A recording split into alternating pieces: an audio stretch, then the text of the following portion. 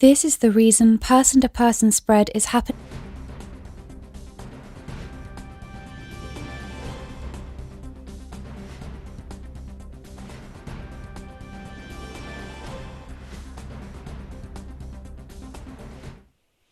नमस्कार, स्वागत है आप सभी का डीडी न्यूज पर। आप देख रहे हैं मिड डे प्राइम।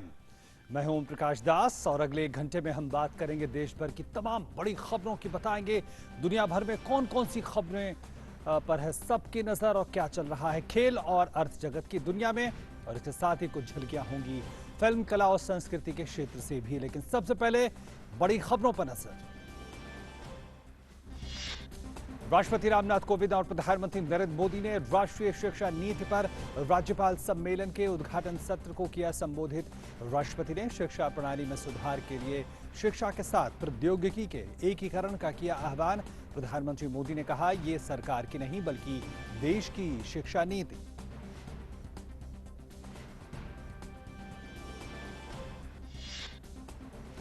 पोषण माह 2020 की आज से हुई शुरुआत। समृद्ध राष्ट्र के निर्माण के लिए प्रधानमंत्री नरेंद्र मोदी ने कुपोषण उन्मूलन के बारे में जागरूकता फैलाने का किया आह्वान। केंद्रीय महिला एवं बाल विकास मंत्री स्मृति ईरानी की अध्यक्षता में वेबिनार का आयोजन।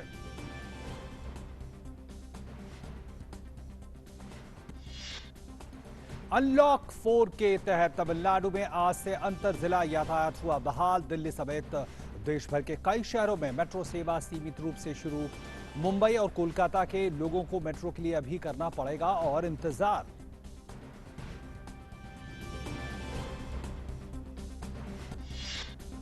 मुख्यमंत्री नीतीश कुमार ने बिहार में चुनावी बिगुल फूंका। जेडीयू के राष्ट्रीय अध्यक्ष ने डिजिटल माध्यम से रैली को किया संबोधित।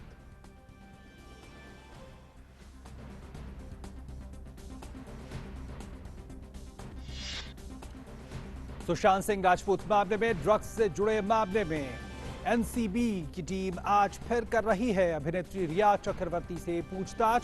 कल 6 घंटे तक हुई थी पूछताछ।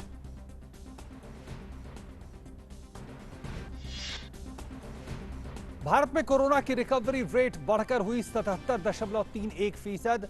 पिछले 24 घंटों में 69,564 मरीज हुए ठीक। मृत्यु दर घटकर 1.70% हुई। दुनिया भर में कोरोना से संक्रमितों की संख्या 2,72,81,000 के पार।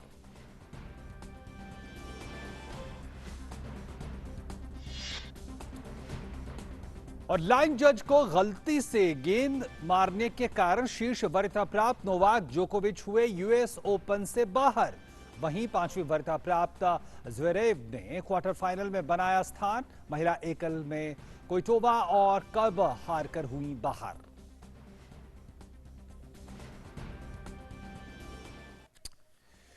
और इस वक्त की बड़ी खबर पर सबसे पहले नजर।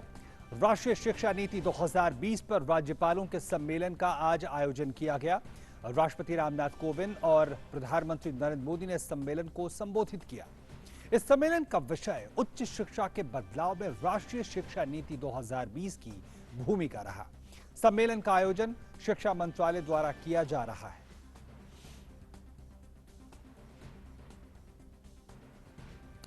और राष्ट्रीय शिक्षा नीति 2020 पर राज्यपालों के सम्मेलन को संबोधित करते हुए राष्ट्रपति रामनाथ कोविंद ने कहा कि गुणवत्ता युक्त शैक्षिक अनुसंधान को प्रेरित करने के लिए राष्ट्रीय अनुसंधान फाउंडेशन की स्थापना की जाएगी। टेक्नोलॉजी के उपयोग और इंटीग्रेशन से शिक्षण प्रक्रिया में सुधार को गति मिलेगी और बेहतर परिणाम निकलेंगे। इसके लिए नेशनल एजुकेशन टेक्नोलॉजी फोरम की स्थापना की जाएगी। सभी क्षेत्रों में गुणवत्ता युक्त शैक्षिक अनुसंधान को प्रेरित करने के लिए राष्ट्रीय अनुसंधान फाउंडेशन की स्थापना की जाएगी। शोध की संस्कृति को मजबूत बनाने के लिए सभी विश्वविद्यालयों व उच्च शिक्षण संस्थानों को राष्ट्रीय अनुसंधान फाउंडेशन के साथ मिलकर काम करना होगा। टेक्नोलॉजी के उपयोग और इंटीग्रेशन से शिक्षण प्रक्रिया में सुधार को गति मिलेगी तथा बेहतर परिणाम निकलेंगे। इसके लिए national educational technology forum NETF की स्थापना की जाएगी। NETF द्वारा राज्य सरकार की एजेंसियों को भी परामर्श उपलब्ध कराया जाएगा। और अपने संबोधन में राष्ट्रपति ने राज्यपालों से अपने राज्यों में नई शिक्षा नीति को कार्य रूप देने के लिए थीम आधारित वर्चुअल सम्मेलन करने की बात कही। उन्होंने राज्यपालों से शिक्षा नीति के विभिन्न आयामों पर व्यापक विचार विमर्श के उपरांत उनके सुझाव केंद्रीय शिक्षा मंत्रालय को भेजने को भी कहा। मैं चाहूंगा कि सभी राज्यपाल अपने राज्यों में नई शिक्षा नीति को कार्य रूप देने के लिए थीम आधारित वर्चुअल सम्मेलन करें। शिक्षा नीति के विभिन्न आयामों पर व्यापक विचार विमर्श के उपरांत आप सब अपने महत्वपूर्ण सुझाव केंद्रीय शिक्षा मंत्रालय को भेज सकते हैं ताकि उनका देशव्यापी उपयोग किया जा सके। और प्रधानमंत्री नरेंद्र मोदी ने अपने संबोधन में कहा कि ये सरकार की शिक्षा नीति नहीं बल्कि देश की शिक्षा नीति है। उन्होंने ये भी कहा कि कोई भी तंत्र उतना ही प्रभावी और समावेशी हो सकता है जितना बेहतर उसका गवर्नेंस मॉडल होता है, और यही सोच शिक्षा से जुड़ी गवर्नेंस को लेकर भी ये पॉलिसी रिफ्लेक्ट करती है। ये शिक्षा नीति सरकार की शिक्षा नीति नहीं है, ये देश की शिक्षा नीति है। जैसे विदेश नीति किसी सरकार की नहीं, देश की विदेश नीति होती है। रक्षा नीति किसी सरकार की नहीं, देश की रक्षा नीति होती है। वैसे ही शिक्षा नीति भी कौन सरकार है, किसकी सरकार है, कौन बैठा है, कौन नहीं बैठा है, उसके आधार पर नहीं चलती है। शिक्षा नीति देश की ही नीति होती है। और नई शिक्षा नीति के बारे में प्रधानमंत्री ने आगे बताया कि ये अध्ययन के बजाय सीखने पर फोकस करती है और गहन सोच पर जोर देती है। साथ ही इसमें भाषाओं पर भी ध्यान दिया गया है। नई शिक्षा नीति स्टडी के बजाय लर्निंग पर फोकस करती है और करिकुलम से और आगे बढ़कर क्रिटिकल थिंकिंग पर जोर देती है। इस पॉलिसी में प्रोसेस से ज्यादा पैशन, प्रैक्टिकलिटी और परफॉर्मेंस पर बल दिया गया है। इसमें फाउंडेशनल लर्निंग और लैंग्वेजेस पर भी फोकस है। इसमें लर्निंग आउटकम्स और टीचर ट्रेनिंग पर भी फोकस है। इसमें एक्सेस और असेसमेंट को लेकर भी व्यापक रिफॉर्म्स किए गए हैं। और साथ ही प्रधानमंत्री ने कहा कि उच्चतर शिक्षा के हर पहलू, चाहे वो शैक्षणिक हो, तकनीकी हो, व्यवसायिक हो, हर प्रकार की शिक्षा को बने बनाए ढर्रे से बाहर निकालने की कोशिश की जा रही है। उन्होंने कहा कि प्रशासनिक हस्तक्षेप को कम से कम रखा जाए, उनमें अधिक समन्वय हो। ये प्रयास भी इस पॉलिसी के माध्यम से किया गया है। कोई भी सिस्टम उतना ही इफेक्टिव और इंक्लूसिव हो सकता है जितना बेहतर उसका गवर्नेंस मॉडल होता है। यही सोच एजुकेशन से जुड़ी गवर्नेंस को लेकर भी ये पॉलिसी रिफ्लेक्ट करती है। कोशिश ये की जा रही है कि हायर एजुकेशन के हर पहलू, चाहे एकेडमिक हो, टेक्निकल हो, वोकेशनल हो, हर प्रकार की शिक्षा को साइलोज से बाहर निकाला जाए। एडमिनिस्ट्रेटिव लेयर्स को कम से कम रखा जाए, उनमें अधिक समन्वय हो। ये प्रयास भी पॉलिसी के माध्यम से किया गया है। तो नई शिक्षा नीति पे आज कई बड़ी बातें सामने निकल कर आई। समझने में और बेहतर निश्चित तौर पर आम लोगों को होगा, और प्रधानमंत्री ने कई खास बातों पे ध्यान दिया और साथ साथ राष्ट्रपति महोदय ने भी। जरा हम कुछ मुख्य बिंदुओं को समझने की कोशिश करते हैं जो नई शिक्षा नीति और उसके लागू करने को लेकर बेहद महत्वपूर्ण है। तो इसमें प्रधानमंत्री कहते हैं कि ब्रेन ड्रेन को ये नई नीति जो है वो रोकेगी और सामान्य युवाओं के लिए जो वैश्विक संस्थान हैं वहां से शिक्षा प्राप्त करने का आसानी से रास्ता खोलेंगी। ब्रेन ड्रेन एक बड़ी समस्या रही है और इसके साथ साथ प्रधानमंत्री ने इशारा किया कि जो ग्रेडेड ऑटोनॉमी से बेहतर करने वाले संस्थान प्रोत्साहित होंगे, उनको रिवॉर्ड किया जाएगा, तो इससे जो गुणवत्ता है वो बढ़ेगी। अकादमिक, तकनीकी और व्यावसायिक शिक्षा को अलग अलग वर्गीकरण से बाहर निकाला जा रहा है ताकि जो एक साइलोस बने हुए थे, एक तरह का उसमें भी एक तरह का भेदभाव था, उससे आगे बढ़ने की कोशिश की जा रही। और साथ ही और क्या बातें प्रधानमंत्री कहते हैं, वो ये कहते हैं कि जो नई शिक्षा नीति है वो दरअसल में किसी सरकार विशेष की शिक्षा नीति नहीं, इसको एक देश की शिक्षा नीति के तौर पे देखा जाना चाहिए और उस पे अपने सलाह मशविरा का दौर भी चल रहा है। और साथ में प्रधानमंत्री कहते हैं शिक्षा में तकनीक से क्षेत्रीय असंतुलन की समस्या को तेजी से कम किया जा रहा है, इसका ध्यान रखा गया है इस नीति में। जिस तरह से दूर दराज के इलाकों में अब अलग अलग प्लेटफॉर्म के जरिए शिक्षण पठन पाठन हो रहा है। शिक्षण परिणाम, शिक्षण प्रशिक्षण के साथ ही शिक्षा की पहुंच और मूल्यांकन असेसमेंट एक्सेस पर जोर दिया गया है। और मूल्यांकन न सिर्फ छात्रों का बल्कि जो शिक्षण पद्धति से जुड़े शिक्षक हैं उनको भी कैसे तैयार किया जाए। और नई शिक्षा नीति युवाओं को भविष्य की आवश्यकताओं के मुताबिक ज्ञान और कौशल दोनों मोर्चे पर तैयार करती है। सिर्फ एकेडमिकली नहीं बल्कि प्रोफेशनली भी तैयार करती है व्यावसायिक पाठ्यक्रमों के जरिए। स्थानीय भाषाओं में पाठ्यक्रम या पाठ्य सामग्रियों का विकास किया जा रहा है, तो इसमें भी जोर है कि अपनी भाषा में लोग अध्ययन करें और सीखें। और इसके अलावा नई शिक्षा नीति अध्ययन के बजाय सीखने पर, लर्निंग पर जोर देती है, जिसमें आलोचनात्मक सोच या कहें क्रिटिकल थिंकिंग उसका विकास जरूरी है। नई चीजें करने के लिए क्रिटिकल थिंकिंग बेहद जरूरी है। और जो शिक्षा नीति है वो प्रक्रिया से ज्यादा उत्साह, व्यवहारिकता और प्रदर्शन यानी परफॉर्मेंस पर बल दिया गया है। इसमें ये महत्वपूर्ण बातें प्रधानमंत्री साहब ने रखते हैं और साथ में उन्होंने ये भी कहा कि जो किस तरह से ये डिलीवर होंगी, कैसे लागू होंगी, इस पर भी काम करना होगा। राष्ट्रपति महोदय ने भी अपनी बात कही इस मौके पर और उन्होंने कई महत्वपूर्ण बातों की तरफ इशारा किया और कहते हैं कि नई शिक्षा नीति की अनुशंसाओं को सुनिश्चित करने के लिए विश्वविद्यालयों में शिक्षकों की नियुक्तियों को सुनिश्चित करने की आवश्यकता है ताकि ये जो पूरी नीति बनी है वो इम्प्लीमेंट हो। ये तब तक नहीं होगा जब तक शिक्षक नहीं होंगे।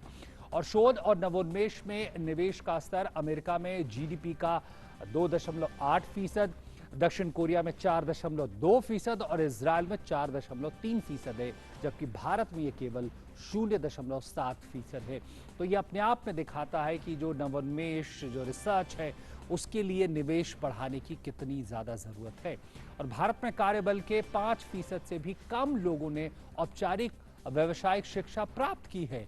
लेकिन अगर इसकी तुलना हम दूसरे देशों से करें, संयुक्त राज्य अमेरिका में व्यावसायिक शिक्षण पाने वाले 52%, जर्मनी में 75% और दक्षिण कोरिया में 96% हैं। और उसकी तुलना में भारत को जरूरत है कि जिस नई शिक्षा नीति के जरिए इस प्रतिशत को बढ़ाए।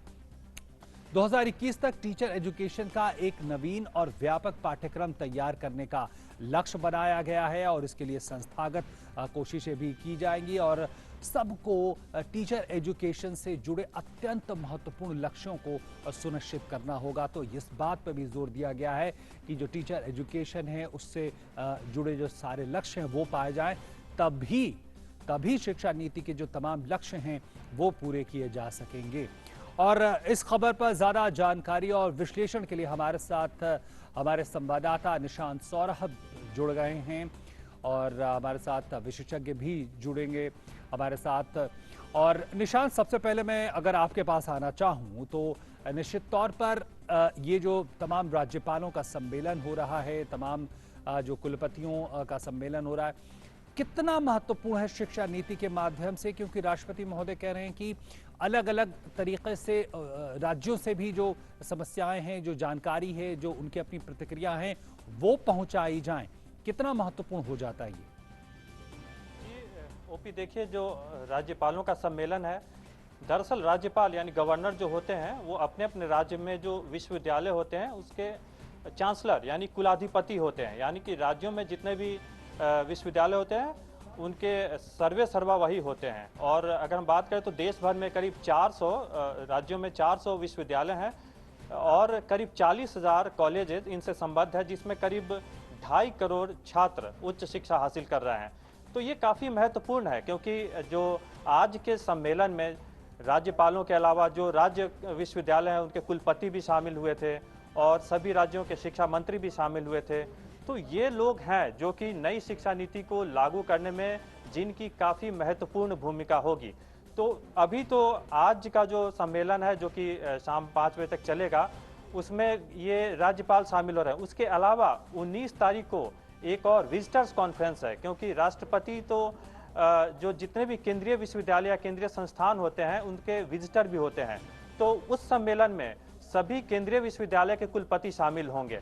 तो ये एक विचार विमर्श की प्रक्रिया है और ये उन लोगों के साथ ये प्रक्रिया चल रही है जिनका कि काफ़ी अहम रोल है इस समूची नई शिक्षा नीति को लागू करने में। तो उसी के तहत आज का जो गवर्नर्स कॉन्फ्रेंस है उसी का एक हिस्सा था। इसके अलावा भी विचार विमर्श की प्रक्रिया अलग अलग विश्वविद्यालयों के साथ, अलग अलग शिक्षण संस्थानों के साथ, अलग अलग जो स्कूलों के राज्यों के जो स्कूल शिक्षा बोर्ड हैं उनके साथ लगातार प्रक्रिया चल रही है। और ये सभी स्टेक होल्डर्स की एक जिम्मेदारी बनेगी कि इसको शिक्षा नीति को बेहतर तरीके से लागू किया जाए। तो वही बात प्रधानमंत्री भी कह रहे थे कि ये जो शिक्षा नीति है उसको देश भर से व्यापक समर्थन मिला है और इसमें सरकार की जो दखल अंदाजी सबसे कम से कम न्यूनतम दखल अंदाजी होनी चाहिए। बल्कि इसके मेन स्टेक होल्डर्स कौन है, वो स्टूडेंट हैं, वो टीचर हैं, वो पेरेंट्स हैं, उनका ज़्यादा से ज़्यादा इसमें रोल होना चाहिए और सरकार की दखल अंदाजी कम से कम होनी चाहिए। तभी इस शिक्षा नीति की व्यापकता और विश्वसनीयता बढ़ेगी। बिल्कुल। तो निश्चित तौर पर ये हायर एजुकेशन सेक्टर में काफ़ी बड़े बड़े बदलावों वाली शिक्षा नीति है और जिस तरह से ये विचार विमर्श की प्रक्रिया चल रही है, इस नीति को और अच्छे तरीके से लागू करने में जाहिर तौर पर मदद मिलेगी। बिल्कुल निशांत, बहुत बहुत धन्यवाद हमारे साथ जुड़ने के लिए, उन तमाम बातों को साझा करने के लिए। तो निश्चित तौर पर चाहे प्रधानमंत्री हों चाहे राष्ट्रपति हों, एक बात जो साफ आज निकल कर आई है वो है कि अब इम्प्लीमेंटेशन बेहतर तरीके से इस शिक्षा नीति को कैसे लागू किया जा सकता है, इस पर अब चिंताएं आगे बढ़ रही हैं, इस पर कंसर्न्स हैं। और हमारे साथ जाने मानी शिक्षाविद गीता भट्ट जी जुड़ गई हैं इसी पे ज़्यादा बातचीत करने के लिए। गीता जी, बहुत बहुत स्वागत है आपका। और प्रधानमंत्री ने भी इस बात पे आज अपनी चिंता जताई कि इम्प्लीमेंटेशन के स्तर पे काम करने की ज़रूरत है, गवर्नेंस के स्तर पे काम करने की ज़रूरत है, क्योंकि नीति को लेकर तो बहुत ज़्यादा तारीफ़ें हो रही हैं, बहुत सारी बातें कही जा रही हैं। आपका क्या अनुभव है, जिस तरह का ढांचा है हमारा राज्यों से लेकर जो तमाम जो संस्थान हैं, इम्प्लीमेंटेशन कितनी बड़ी चुनौती होने जा रही है? जी, पहले तो मैं आपका धन्यवाद करूंगी कि आपने अपने इस कार्यक्रम में मुझे आमंत्रित किया। आपने बिल्कुल सही प्रश्न उठाया है कि राष्ट्रीय शिक्षा नीति को लगभग हर जगह से देश के हर कोने में उसका स्वागत हुआ है, लेकिन अब जब उसको कार्यान्वित करने की आवश्यकता है, एग्जीक्यूट करने की आवश्यकता आएगी आगे, ऐसे समय में ये बड़ा आवश्यक है कि कैसे कदम उठाए जाए। और आज की यह जो महत्वपूर्ण आज की कॉन्फ्रेंस है वह उसी का एक भाग है, क्योंकि राज्यों की एक बड़ी महत्वपूर्ण भूमिका होने वाली है इसको एग्जीक्यूट करने के लिए। और उसका कारण यह है कि जो एजुकेशन है, शिक्षा है, वह एक कॉन्करेंट सब्जेक्ट है, वो राज्य और केंद्र दोनों के अंतर्गत आता है। और अगर आप ये लगाएं कि कौन कितना वित्तीय रूप से जो उसमें एक तरह से कार्य करने की बात है, तो वह राज्य और केंद्र की 80-20 का प्रतिशत रहता है। तो इसलिए राज्यों की भूमिका महत्वपूर्ण है और इसलिए इसको कार्यान्वित करने के लिए जितने भी विषय हैं, चाहे वह विषय पाठ्यक्रम बनाने का विषय हो, चाहे वो विषय गवर्नेंस का विषय हो, चाहे यह विषय शोध का हो और नवाचार का हो जो विश्वविद्यालयों से जुड़ा हो, इन सभी के लिए आवश्यक है कि राज्य स्तर पर, क्योंकि हर राज्य की एक बड़ी महत्वपूर्ण बात आपने भी कही और जो इससे पहले जो वक्ता कह रहे थे उन्होंने भी कही कि बहुत महत्वपूर्ण है कि स्थानीय स्तर पर एक स्किल की बार बार बात करी जा रही है कि कौशल को जो है एक शिक्षा के एक मेन स्ट्रीम में लाना बहुत अनिवार्य है। तो उसको ध्यान में रखते हुए हर जगह की, हर राज्य की कुछ अपनी एक विशेषताएं हो सकती है, उसकी जो ज्योग्राफी है उसके हिसाब से। तो इसलिए उन्हें राज्यों में जो पाठ्यक्रम में जो ये हिस्सा बनेगा कौशल का, उसमें वहाँ की जो स्थानीय जो रिक्वायरमेंट है उसको ध्यान में रखते हुए इसे बनाने की आवश्यकता करिकुलम में, और खास करके शिक्षकों को जो ट्रेनिंग देने की बात है, वह भी अपने आप में बहुत महत्वपूर्ण है, जिसमें कि हम कुलपति से लेकर कुलगुरु से लेकर और जो शिक्षक पढ़ाने वाला है हर किसी को ट्रेन करने की आवश्यकता पड़े। बिल्कुल गीता जी, जिस तरह से हम जानते हैं कि एक बड़ी बात बार बार कही जाती है खासकर स्कूलों के स्तर की शिक्षा को लेकर कि कई जगह शिक्षकों की कमी है, कहीं कहीं एक ही शिक्षक सारे विषय पढ़ाते हैं। वहीं उच्चतर शिक्षा में, हायर एजुकेशन में भी वैकेंसीज भरने को लेकर और वहां तमाम चीजें लागू करने को लेकर चिंताएं जताती रही हैं। और राष्ट्रपति महोदय ने भी कहा कि अगर इस शिक्षा नीति को लागू करना है तो इन वैकेंसियों को जल्दी से जल्दी भरना होगा। लगता है कि जो हिकअप्स थे, जो समस्याएं थी, वो तेजी से रिजॉल्व होंगी। जी, पूरी आशा है, क्योंकि जो यह बात हालांकि बहुत लंबे समय से लगभग हर सरकार ने कहा कि हम जीडीपी का 6% जो है शिक्षा पर खर्च करना चाहेंगे, लेकिन इस बार ऐसा प्रतीत होता है कि जो शिक्षा में एक प्रतिबद्धता सरकार की दिख रही है कि वह जीडीपी को आगे और बढ़ाने का कार्य करने का उनकी मंशा है। बोले आप सुन रहे हैं जी, मंशा उनकी बनी हुई है। तो 6% जीडीपी, अगर जीडीपी का हम खर्च करने के लिए तैयार होंगे तो जो यह शिक्षा नीति है उसको कार्यान्वित करने में हमें जो है सरकार को एक बड़ी आसानी रहेगी, सफलता मिलेगी। और शिक्षकों की जहां तक बात है, उनकी अगर आप देखेंगे तो पिछले 1 दशक में जिस प्रकार से जो रेगुलेशंस है उनमें कई ऐसे बदलाव लाए गए हैं, और एक वो आवश्यकता भी थी कि उसको और एक तरह से जो है ध्यान में रखकर बनाया गया है कि जिस प्रकार की डिग्री हो। अब ये भी कहा कि 2021 के बाद पीएचडी होना आवश्यक हो जाएगा आपके लिए। अभी तक आप बिना पीएचडी के भी आपको नौकरी मिल सकती थी, लेकिन पीएचडी को आवश्यक बनाया गया। तो जिस प्रकार से इस तरह के जो मतलब रेगुलेशंस हैं उनमें जो बदलाव लाए जा रहे हैं, उसी को वो शायद इसीलिए है क्योंकि आगे आने वाले समय में उनकी चाहे वेतन को लेकर, चाहे भत्ता को लेकर, एक सरकार के मन में यह विषय है कि उन्हें, और अभी भी बहुत अच्छा स्केल है, बहुत अच्छा जो 7वां वेतन आयोग आया उसमें बहुत अच्छा स्केल दिया गया है, लेकिन आगे भी आशा है और अच्छा रहेगा। और उसके लिए शिक्षकों को भी अपना मन तैयार करने की आवश्यकता है। निश्चित तौर पर गीता जी विषय है कि शिक्षक भी अपने मन को तैयार करें और आगे आने वाले बदलाव के लिए तैयार रहें, क्योंकि हम सबसे इम्पोर्टेंट स्टेक होल्डर्स हैं इस बदलाव को लाने के लिए। बिल्कुल, हमारे पास समय इतना है इस चर्चा के लिए। बहुत बहुत धन्यवाद गीता भट्ट जी हमारे साथ जुड़ने के लिए। और अब नजर डालते हैं अन्य राष्ट्रीय खबरों पर।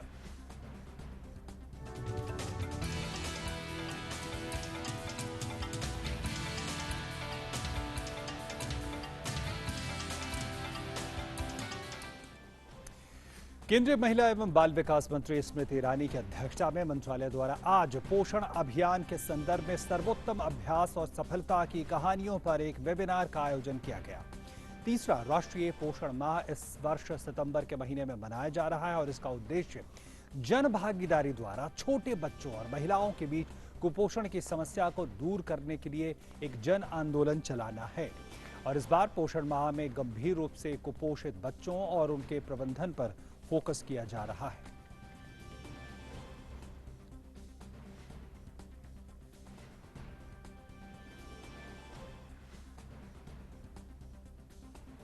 और आज से पोषण माह शुरू हो रहा है और इस मौके पर प्रधानमंत्री नरेंद्र मोदी ने ट्वीट करके अपना संदेश दिया है। उन्होंने कहा है कि समृद्ध राष्ट्र के निर्माण के लिए उचित पोषण महत्वपूर्ण है। पोषण माह 2020 आज से शुरू हो रहा है। आइए हम संपूर्ण भारत के लोगों तक पहुंचने का प्रयास करें और कुपोषण उन्मूलन के बारे में जागरूकता फैलाएं। यह हमारी नारी शक्ति और युवा शक्ति की मदद करेगा। आइए पोषण के लिए लोकल बने। हमारा राष्ट्र दर्जनों स्वस्थ व्यंजनों का घर है जिनमें उच्च पोषण मूल्य है।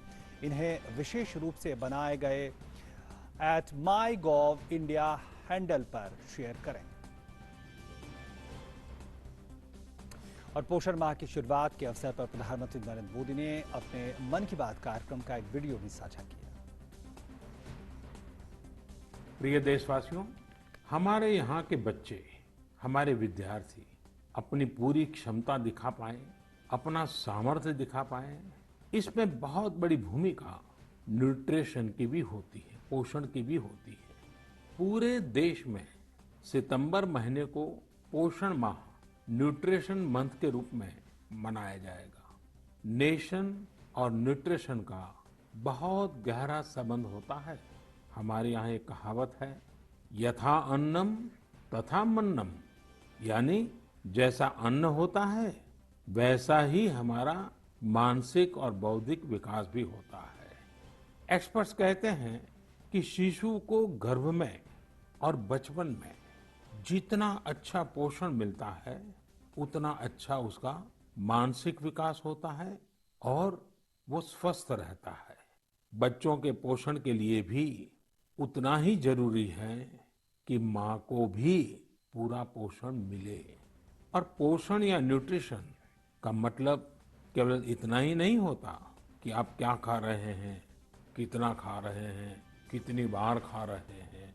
इसका मतलब है आपके शरीर को कितने जरूरी पोषक तत्व, न्यूट्रिएंट्स मिल रहे हैं। आपको आयरन, कैल्शियम मिल रहे हैं या नहीं, सोडियम मिल रहा है या नहीं, विटामिन्स मिल रहे हैं या नहीं, ये सब न्यूट्रिशन के बहुत इंपॉर्टेंट एस्पेक्ट्स हैं। न्यूट्रिशन के इस आंदोलन में पीपल पार्टिसिपेशन भी बहुत जरूरी है। जन भागीदारी ही इसको सफल करती है। पिछले कुछ वर्षों में इस दिशा में देश में काफी प्रयास किए गए हैं। खासकर हमारे गांवों में इसे जन भागीदारी से जन आंदोलन बनाया जा रहा है। पोषण सप्ताह हो, पोषण माह हो, इनके माध्यम से ज्यादा जागरूकता पैदा की जा रही है। स्कूलों को जोड़ा गया है, बच्चों के लिए प्रतियोगिताएं हो, उनमें अवेयरनेस बढ़े, इसके लिए भी लगातार प्रयास जारी हैं। जैसे क्लास में एक क्लास मॉनिटर होता है, उसी तरह न्यूट्रिशन मॉनिटर भी हो, रिपोर्ट कार्ड की तरह न्यूट्रिशन कार्ड भी बने, इस तरह की भी शुरुआत की जा रही है। पोषण माह न्यूट्रिशन मंथ के दौरान माय.गॉव पोर्टल पर एक फूड एंड न्यूट्रिशन क्विज भी आयोजित की जाएगी और साथ ही एक मीम कंपटीशन भी होगा। आप खुद पार्टिसिपेट करें और दूसरों को भी मोटिवेट करें। साथियों, अगर आपको गुजरात में सरदार वल्लभ भाई पटेल के स्टैच्यू ऑफ यूनिटी जाने का अवसर मिला होगा और कोविड के बाद जब वो खुलेगा और आपको जाने का अवसर मिलेगा, तो वहाँ एक यूनिक प्रकार का न्यूट्रिशन पार्क बनाया गया है। खेल खेल में ही न्यूट्रिशन की शिक्षा आनंद प्रमोद के साथ वहाँ जरूर देख सकते हैं। साथियों, भारत एक विशाल देश है। खान पान में ढेर सारी विविधता है। हमारे देश में 6 अलग अलग ऋतुएं होती हैं। अलग अलग क्षेत्रों में वहाँ के मौसम के हिसाब से अलग अलग चीजें पैदा होती हैं। इसलिए ये बहुत ही महत्वपूर्ण है कि हर क्षेत्र के मौसम, वहाँ के स्थानीय भोजन और वहाँ पैदा होने वाले अन्न, फल, सब्जियों के अनुसार एक पोषक न्यूट्रिएंट रिच डाइट प्लान बने। अब जैसे मिलेट्स, मोटे अनाज, रागी है, ज्वार है, ये बहुत उपयोगी पोषक आहार है। एक भारतीय कृषि कोष तैयार किया जा रहा है। इसमें हर एक जिले में क्या क्या फसल होती है, उनकी न्यूट्रिशन वैल्यू कितनी है, इसकी पूरी जानकारी होगी। ये आप सबके लिए बहुत बड़े काम का कोष हो सकता है। आइए, पोषण माह में पौष्टिक खाने और स्वस्थ रहने के लिए हम सभी को प्रेरित करें। पर्यावरण, वन और जलवायु परिवर्तन मंत्री प्रकाश जावड़ेकर आज नीले आसमान हेतु स्वच्छ वायु अंतर्राष्ट्रीय दिवस पर वेबिनार की अध्यक्षता करेंगे। वेबिनार के दौरान राष्ट्रीय स्वच्छ वायु कार्यक्रम यानी NCAP के तहत गतिविधियों की प्रगति की भी समीक्षा करेंगे। इस वेबिनार में 28 राज्यों और 8 केंद्र शासित प्रदेशों के शहरी विकास विभागों और पर्यावरण विभागों के प्रमुख सचिव शामिल होंगे। जिन 122 शहरों की NCAP कार्यक्रम में पहचान हुई है, उनके शहरों के आयुक्त भी इस वेबिनार में भाग लेंगे।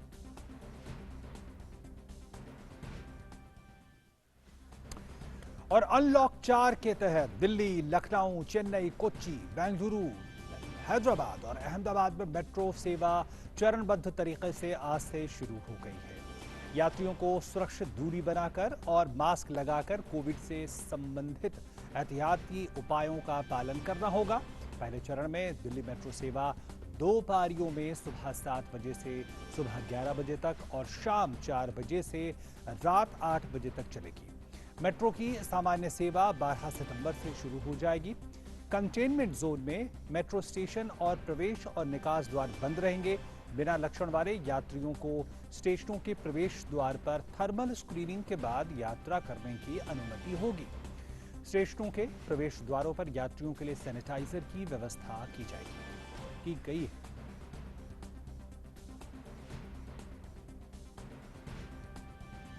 बहुत दिनों बाद वर्क किया है, 6 महीना आफ्टर, तो अच्छा लग रहा है। पहले से ज़्यादा फैसिलिटी है, जैसे गेट से एंट्री की तो स्कैनिंग हुई और सैनिटाइज बाहर बस की सुविधा भी नहीं है, तो उसका आपसे मेट्रो ठीक है। I am very thankful and grateful to the DMRC कि उन्होंने एटलीस्ट ये ट्राई किया और ओपन किया है, ये चाहे ट्रायल हो या कुछ भी हो। So we are very grateful for that and मैं बोलना चाहूँगी कि यहाँ जैसे चल रहा है तो ये कंटिन्यू हो सकता है तो करें। ऐसे ही जा रहे थे जी, दुखी होके, कभी मोटरसाइकिल से, कभी बदल के कुछ न कुछ साधन। ये मेट्रो खुल गई, बहुत अच्छा लगा। पहले तो बहुत परेशान होते, बहुत धक्के खाते जाते थे जी। हम अपनी खुद सेफ्टी रखेंगे जी। बहुत खुश है जी, बहुत खुश है। और दिल्ली मेट्रो के संचालक निदेशक ने मेट्रो सेवा की बहाली पर संवाददाताओं से बात करते हुए कहा कि लोग मेट्रो शुरू होने का इंतजार कर रहे थे। मेट्रो के बिना लोगों को सफर करने में बहुत मुश्किलें हो रही थी। उन्होंने कहा कि CISF दिल्ली, उत्तर प्रदेश, हरियाणा पुलिस से मिलकर पूरा सहयोग कर रहे हैं। ये बहुत बड़ी चीज़ है कि पैसेंजर्स हमारे सिस्टम के लिए कॉन्फिडेंट हैं कि यहाँ पर ट्रैवल करना बिल्कुल सेफ है। हमने बहुत अरेंजमेंट सारे स्टेशंस पे किए हैं। सैनिटाइजेशन का अरेंजमेंट है, हम थर्मल स्क्रीनिंग कर रहे हैं, सोशल डिस्टेंसिंग के लिए हमने पूरी व्यवस्था की हुई है। जहाँ जहाँ पर भीड़ लगने की उम्मीद है वहाँ पर हमने अधिक हमारे ऑफिसर्स को और सुपरवाइजर्स को नियुक्त किया है और हमें CISF से पूरा सहयोग मिल रहा है। Delhi police, Haryana police, Uttar Pradesh police, सब पुलिस वाले भी हमको सहयोग कर रहे हैं। और यहाँ पर हमने ट्रेन के अंदर भी बैठने के लिए एक सीट छोड़कर एक बैठने के लिए स्टिकर लगाए हुए हैं। दिल्ली मेट्रो का कैसा रहा पहले दिन हाल, इसका हाल बता रहे हमारे संवाददाता गिरीश निशाना। गिरीश, सबसे पहले तो हमें ये बताएं कि कैसा रहा पहला दिन, क्योंकि जो सुबह से शुरू होनी थी मेट्रो 11 बजे तक चलनी थी। किस तरह की प्रतिक्रिया अभी तक मिल पाई है मेट्रो से यात्रियों के जरिए? देखिए ओम प्रकाश, मैं बताना चाहूँगा, आज सुबह 7 बजे से दिल्ली मेट्रो की सेवा फिर से आरंभ हुई और सुबह 7 बजे से ही काफ़ी उत्साह था यात्रियों में, क्योंकि लोग लंबे समय से इंतजार कर रहे थे। क्योंकि दिल्ली NCR की परिवहन की मुख्य जरिया इसको बताया जाता है, क्योंकि काफ़ी संख्या में लोग रोजाना अपने गंतव्य स्थलों, अपने कार्यालयों तक मेट्रो के द्वारा ही पहुंचते हैं। तो आज भी सुबह 7 बजे से जैसे ही मेट्रो आरंभ हुई तो लोग काफ़ी संख्या में पहुंचे। हालांकि सभी ने मास्क लगाया हुआ था और जो SOP जारी है, जो दिल्ली मेट्रो ने अपने नियम बनाए हैं, उनके नियम के अनुसार ही लोग मेट्रो स्टेशनों में पहुंचे थे।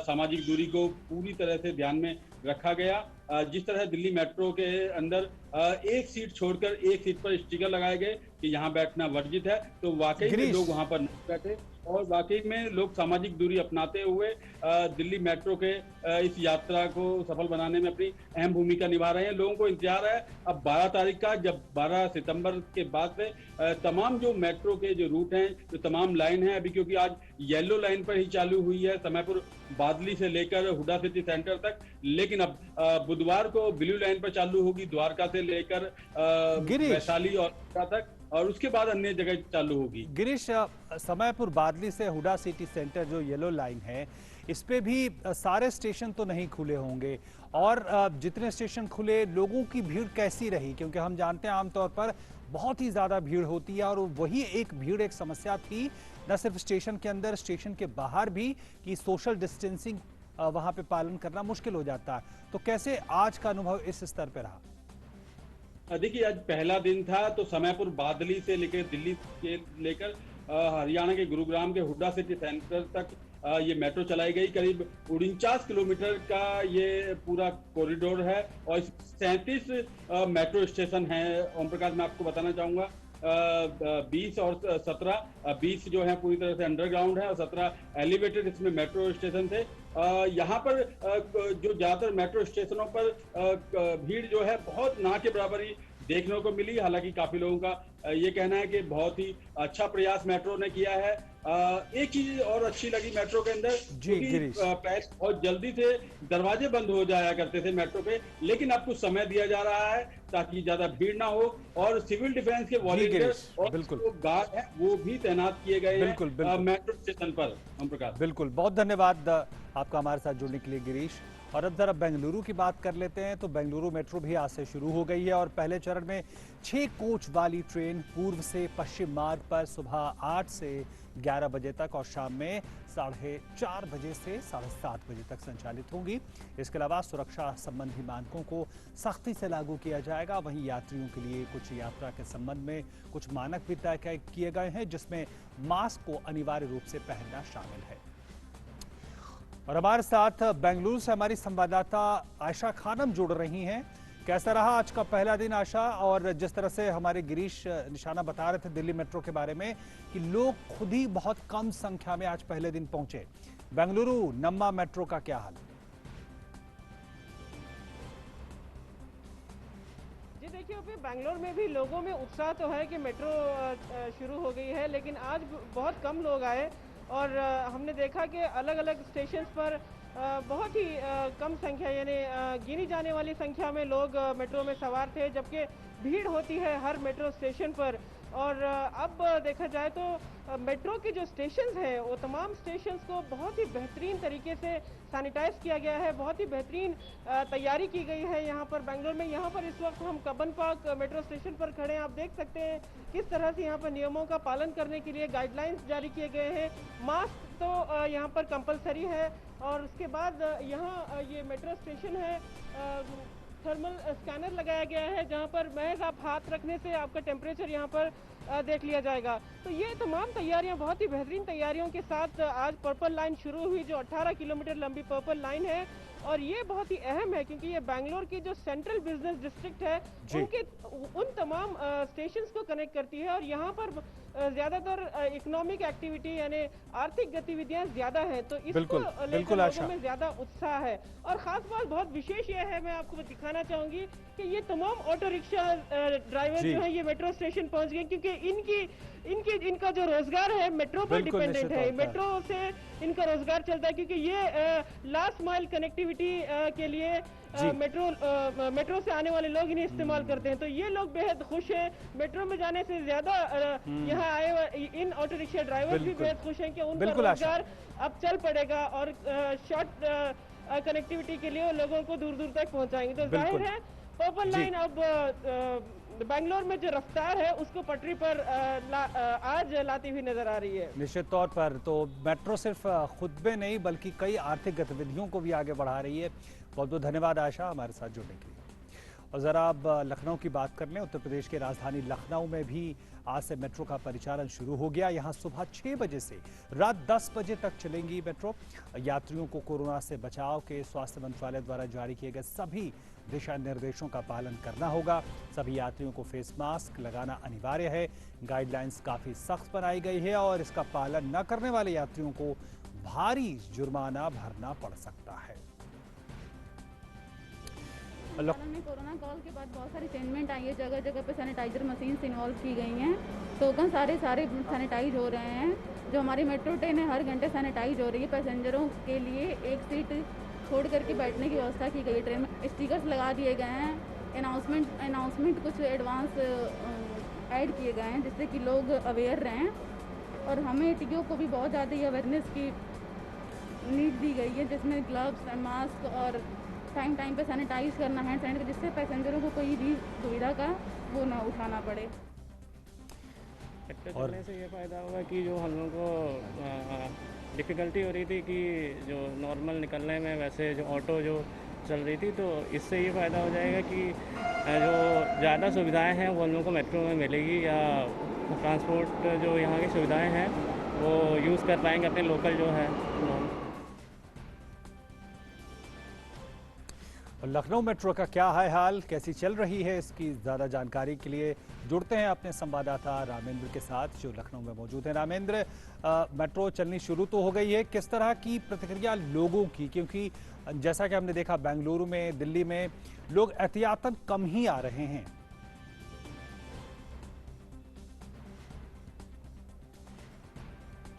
बिल्कुल ओपीदास जी, यहाँ भी वही हाल है जो तहजीब की नगरी में जिस तरीके से मेट्रो चलती थी वो सारा बदला हुआ नज़ारा दिख रहा है। लोग पहुँच रहे हैं, चेहरे पर मास्क है, जैसे पहुँचते हैं हाथ सैनिटाइज करते हैं। स्टेप बाय स्टेप बनाया गया है कि कौन आदमी किस जगह पर खड़े गए, यानी सोशल डिस्टेंसिंग मेंटेन की जा रही है। यहाँ तक कि जो टोकन है उनको भी सैनिटाइज किया जा रहा है, जो रास्ते हैं जहाँ छूने वाली जगह हैं उनको सैनिटाइज किया जा रहा है। तो इस तरीके से एहतियातन जो पहले की स्थितियां थी उनमें वही बदलाव है जो कोरोना के कारण पूरी दुनिया में बदलाव दिख रहा, वो मेट्रो में दिख रहा है। पहले दूसरी बात यह है जी कि लखनऊ मेट्रो ने अपनी पूरी क्षमता से मेट्रो का संचालन शुरू किया है। 6 बजे से 10 बजे तक मेट्रो का संचालन किया जाएगा। हर 5 मिनट में मेट्रो स्टेशन पर यात्री को मेट्रो लोग भी उतनी क्षमता के साथ आ रहे हैं? डीएमआरसी जो लखनऊ के एलएमआरसी हैं उन केसों को देखो, लोग अभी ओपीदास जी कमा रहे हैं और डर भी है लोगों को। जो डर सब जगह दिखता है वही मेट्रो में भी दिख रहा है। हमारे जो यहाँ के एमडी हैं उनसे बात हुई, उन्होंने कहा हमने ये पूरी व्यवस्था की है कि लोगों की सुरक्षा प्रथम रहे और धीरे धीरे लोगों की आदत पड़ेगी। इसमें 2-3 महीने लगेगा और धीरे से आना चालू हो जाएगा और मेट्रो की सेवाएं लोग लेने लगेंगे। जी बहुत बहुत धन्यवाद रामेंद्र इन तमाम अपडेट्स को हमारे दर्शकों तक पहुँचाने के लिए। और अनलॉक दिशा निर्देशों के तहत तमिलनाडु सरकार ने आज राज्य में अंतर जिला सार्वजनिक और निजी बस परिवहन और यात्री ट्रेन सेवाओं को फिर से शुरू कर दिया है। और इसके तहत भारतीय रेलवे ने आज से राज्य में 13 विशेष ट्रेनों का संचालन शुरू किया है। इसके अलावा चेन्नई में मेट्रो सेवा भी आज से बहाल हो गई है।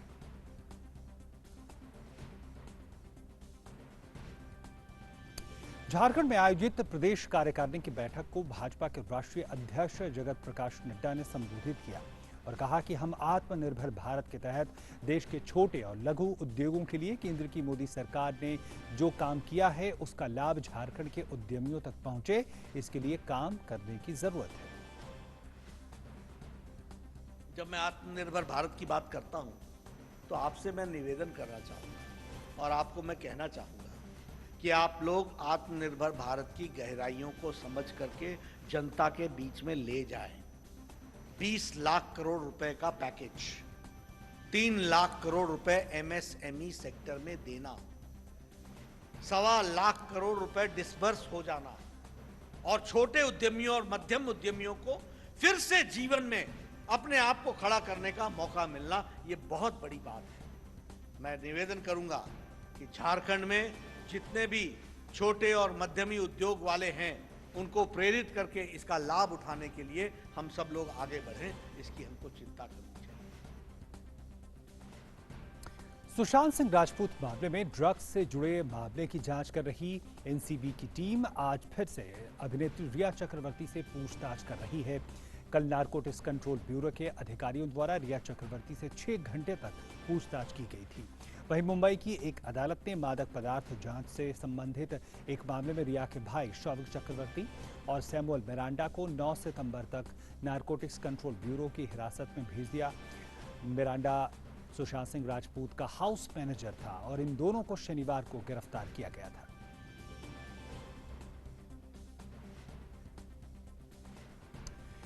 बिहार में होने वाले विधानसभा चुनाव को लेकर जनता दल यूनाइटेड आज से अपने चुनावी अभियान का आगाज उन्होंने आज से कर दिया है।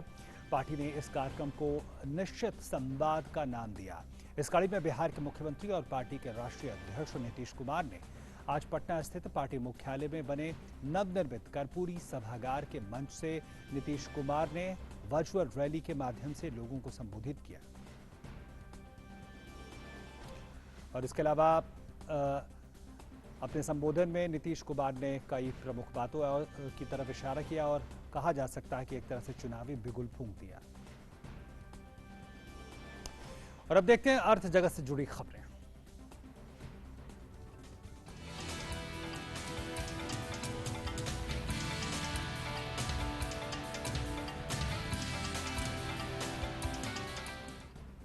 और व्यापार प्राइम के साथ हमारे सहयोगी निखिल सिंह हमारे साथ जुड़ चुके हैं। निखिल, अब आपके पास।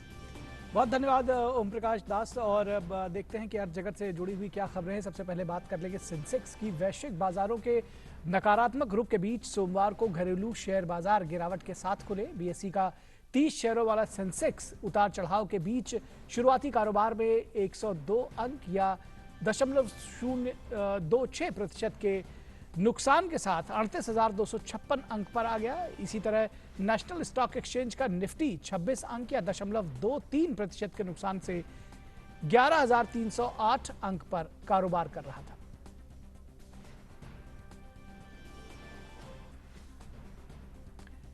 और अंतर बैंक विदेशी मुद्रा विनिमय बाजार के सोमवार को शुरुआती कारोबार में ₹4 के नुकसान के साथ ₹73.18 प्रति डॉलर पर आ गया। अमेरिकी डॉलर के मजबूत होने और घरेलू शेयर बाजारों में कमजोरी के रुख से रुपए की धारणा प्रभावित हुई है। शुरुआती कारोबार में रुपया सीमित दायरे में कारोबार कर रहा था। कमजोरी के रुख के साथ ₹73.17 प्रति डॉलर पर खुलने के बाद यह ₹4 के नुकसान से ₹73.18 प्रति डॉलर पर कारोबार कर रहा था।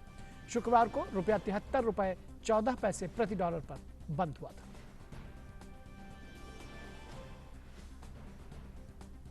तो ये थी अर्थ जगत की खबरें और बाकी खबरों के लिए वापस चलते हैं ओम प्रकाश दास के पास। बहुत बहुत धन्यवाद निखिल आपका इन तमाम खबरों को हमारे दर्शकों तक पहुंचाने के लिए। और बात तो उन खबरों की जो दुनिया भर में सुर्खियों में छाई हुई।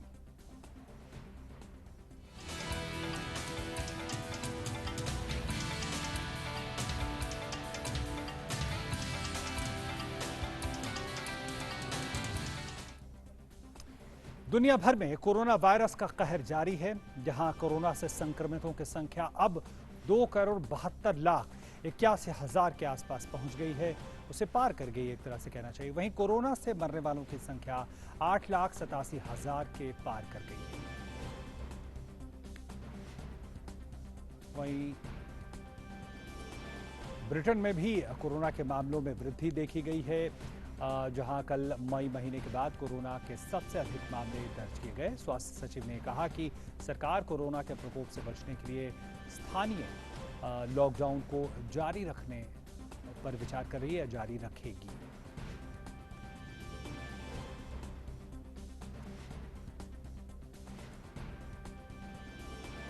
ब्रिटेन में भी लॉकडाउन स्थानीय स्तर पे अभी फिलहाल जारी रहेगी और वहां के स्वास्थ्य से जुड़े अधिकारियों ने इस बात की तस्दीक की है।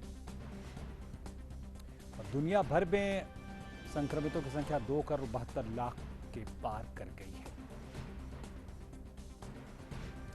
वहीं अगर मरने वालों की संख्या की बात करें तो 64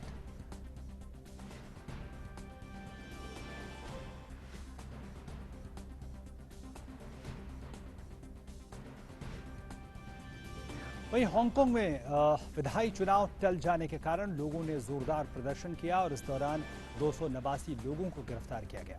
हांगकांग में विधायी चुनाव कल होना था, लेकिन मुख्य कार्यकारी कैरी लैम ने इसे 1 साल के लिए टाल दिया। चुनाव के टालने का कारण कोरोना वायरस के मामले में वृद्धि को बताया गया, लेकिन आलोचकों का कहना है कि उनकी सरकार इस बात से चिंतित थी कि यदि निर्धारित कार्यक्रम के अनुसार चुनाव हुआ तो विपक्ष ज्यादा सीटें जीत सकता है। पुलिस विभाग ने कहा कि आज़ादी के नारे लगाने और हमला करने के आरोप में एक महिला को गिरफ्तार किया गया। इसमें कहा गया कि नए लागू हुए राष्ट्रीय सुरक्षा कानून के तहत ऐसे नारे लगाना गैर कानूनी है। जून 2019 से ही लगभग हर सप्ताहांत हांगकांग में सरकार विरोधी प्रदर्शन हो रहे हैं। ये प्रदर्शन प्रस्तावित प्रत्यर्पण कानून और इस पूर्व ब्रिटिश उपनिवेश पर नियंत्रण और सख्त करने की चीन की कोशिश के खिलाफ व्यापक लोकतंत्र की मांग को लेकर हो रहा है।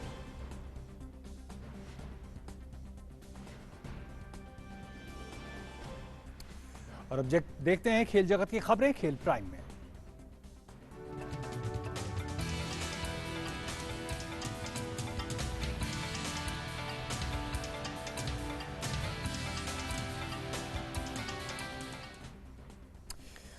और खेल जगत की खबरों के साथ हमारे सहयोगी मुकेश शुक्ला हमारे साथ हैं। मुकेश, अब आपके पास।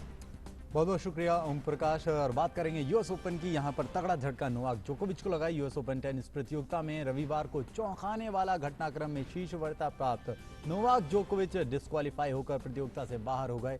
जोकोविच को एक लाइन जज को गलती से गेंद मारने के कारण यूएस ओपन के चौथे दौर के मैच से अयोग्य घोषित कर दिया गया। स्पेन के पाब्लो कैरेनो बुस्टा के खिलाफ पहले सेट में 6-5 से पिछड़ने के बाद जोकोविच से ये गलती हुई। सर्बिया के विश्व के नंबर 1 खिलाड़ी जोकोविच ने जेब से एक गेंद निकालकर उसे पीछे की तरफ मारा, जो कि एक महिला लाइन जज के गले में जाकर लग गई। एक लंबी चर्चा के बाद उन्हें टूर्नामेंट के अधिकारियों द्वारा अयोग्य घोषित कर दिया गया। इसके बाद यूनाइटेड स्टेट टेनिस एसोसिएशन ने एक बयान जारी करके कहा कि ग्रैंड स्लैम नियम पुस्तिका के अनुसार जानबूझकर किसी गेंद को खतरनाक तरीके से मारने या कोर्ट के भीतर लापरवाही से खेलने के चलते यूएस ओपन के रेफरी ने नोवाक जोकोविच को 2020 यूएस ओपन से बाहर कर दिया। इस घटना के कारण जोकोविच को यूएस ओपन से मिली सभी रैंकिंग अंक और प्राइज मनी भी गंवानी पड़ेगी। और जोकोविच से पहले 1990 में जॉन मैकेनरो ऑस्ट्रेलियन ओपन से बाहर हो गए थे। वहीं 1995 में टिम हेनमैन बाहर हो गए थे। जॉन मैकेनरो के बाद टिम हेनमैन भी बड़ा नाम था जो इस तरह से विंबलडन ओपन से बाहर हुए थे। वहीं 2017 में डेविस शेपोवालोव भी डेविस कप से बाहर हो गए थे। ये वो ऐसे खिलाड़ी थे जिन्होंने कुछ गलतियां करी थी जिसके कारण उनको भी डिस्क्वालीफाई किया था।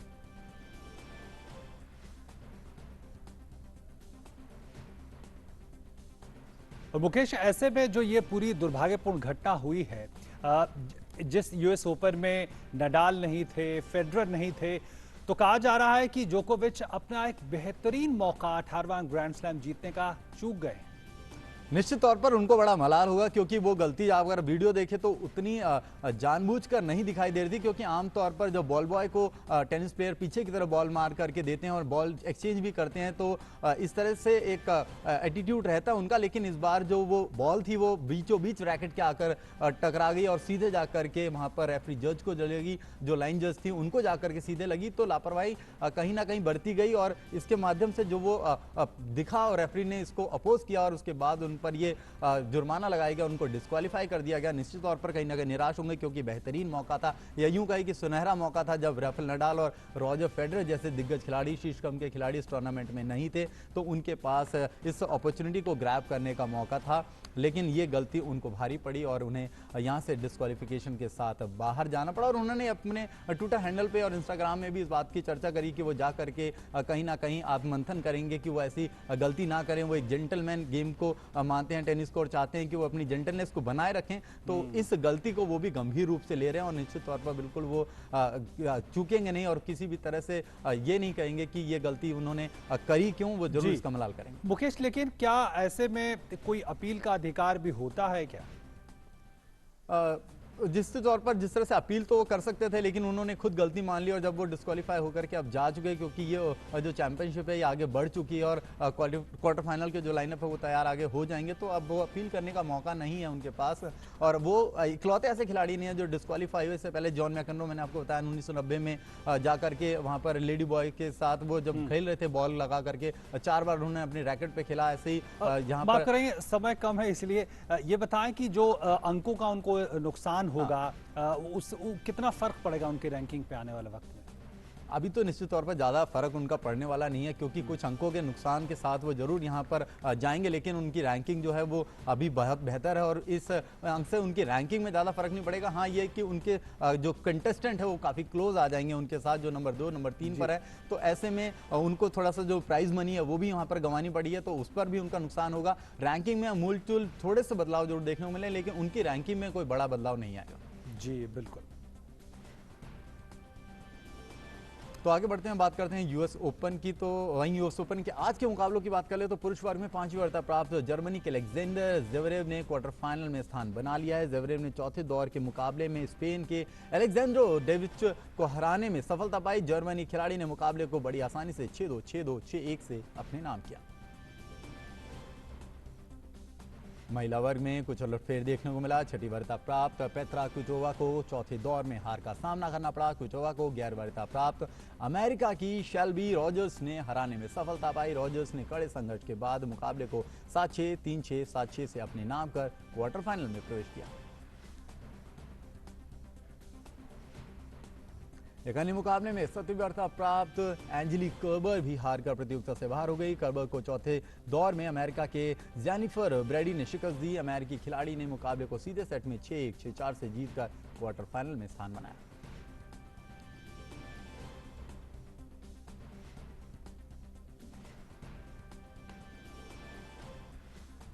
और खेल प्राइम में फिलहाल इतना ही। आगे की खबरों के लिए सीधे चलते हैं ओम प्रकाश के पास। बहुत बहुत धन्यवाद मुकेश आपका इन तमाम खबरों को हम तक पहुंचाने के लिए। और अब लाइफ प्राइम की बारी है हमारे अगले सेगमेंट की।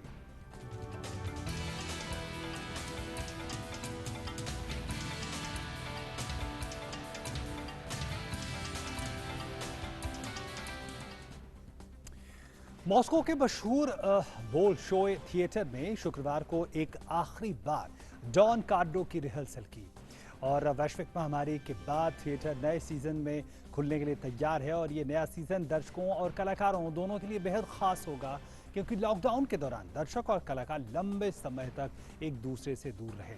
रूस में थिएटर को सुरक्षा कारणों के चलते 50% क्षमता के साथ खोलने की अनुमति दी गई है। लॉकडाउन के दौरान बोल्शोय ने 1 बिलियन रूबल की कमाई का नुकसान उठाया है। क्वारंटीन के दौरान बोल्शोय ने अपनी कुछ पुरानी यादगार प्रस्तुतियों को ऑनलाइन पेश किया। मार्च में बोल्शोय को मजबूरी में दरवाजे बंद करने पड़े थे।